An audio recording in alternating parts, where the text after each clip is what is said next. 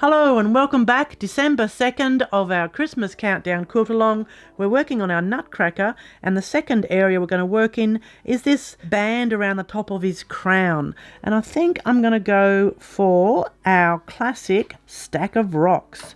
So for this one, needle down, needle up.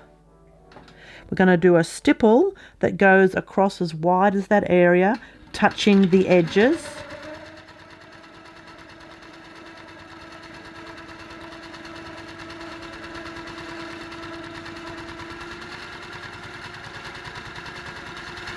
And then closing it off.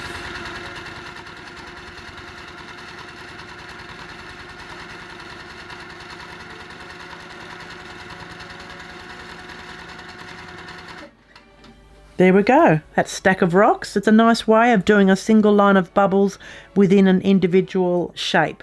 There we go, that's it for today, short and sweet. We'll see you tomorrow. Bye-bye.